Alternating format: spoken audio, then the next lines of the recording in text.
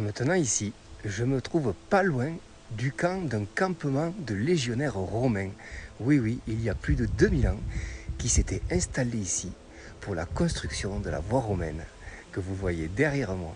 Je me trouve à Curan, un petit village chargé d'histoire en Aveyron, et le chef de ces légionnaires, qui avait établi son camp ici, s'appelait tout simplement Curanus, et c'est lui qui donnera son nom au village de Curan.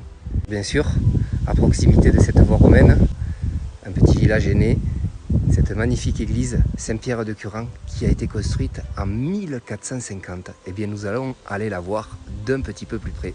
Voici donc les ruelles du petit village de Curan, un magnifique petit village trop méconnu, comme beaucoup. Je suis donc sur la place de l'église. Et ici, quand on regarde tous les bâtiments, on comprend bien que Curan, c'est un village qui a été construit il y a longtemps et que, comme dans beaucoup de petits villages aveyronnais, de fort beaux vestiges sont parvenus jusqu'à nous, parfois intacts pour certains. On est maintenant arrivé à côté de cette église qui a donc 600 ans. Je vais vous présenter, donc c'est l'église Saint-Pierre de Curan. Voilà, donc une église construite en 1450. Avec un très joli clocher qui lui a été modifié dans les années 1770, mais le gros de l'église date lui de 1450.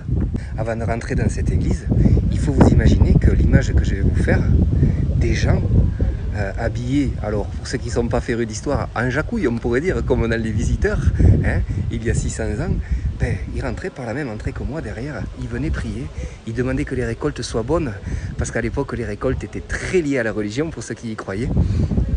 Et bien entendu, eh bien, c'est une immersion, c'est quand même très émouvant de se dire qu'on va faire le même chemin que des gens qui venaient prier pour différentes raisons.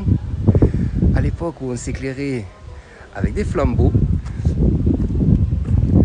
nous allons rentrer donc dans l'église Saint-Pierre de Curan, où il y a 600 ans, des gens de toutes conditions venaient prier. Certains, comme les paysans, demandaient de bonnes récoltes. Des parents et des femmes enceintes aussi venaient demander que l'accouchement se passe bien. À l'accouchement, souvent, les mamans décédaient. Donc ici, c'est un lieu où se sont rassemblés l'espoir de toute une couche sociale de gens, agriculteurs, des gens qui travaillaient le tissu, des fermiers, des gens qui vendaient la viande, des gens qui vendaient le blé, des gens qui vendaient des œufs. Tout ce petit monde, il y a 600 ans, était ici et venait prier. Voici un fort beau, ce qui est peut-être un bénitier.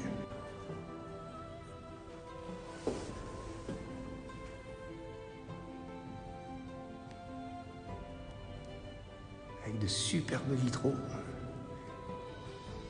Quand on voit des vitraux, surtout ceux qui datent, surtout ceux qui sont très anciens, eh bien c'est une très bonne manière de savoir comment s'habillaient les gens, par exemple.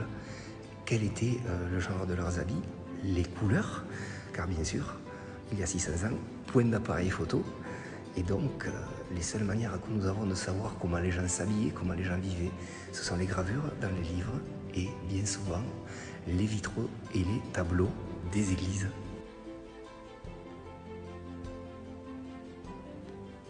Il y a encore de magnifiques gravures sur les croisées d'ogives. C'est pas toutes les églises qui en comportent. Ici, chaque croisée d'ogive comporte son blason qui a été taillé au ciseau à pierre par un artisan il y a fort longtemps.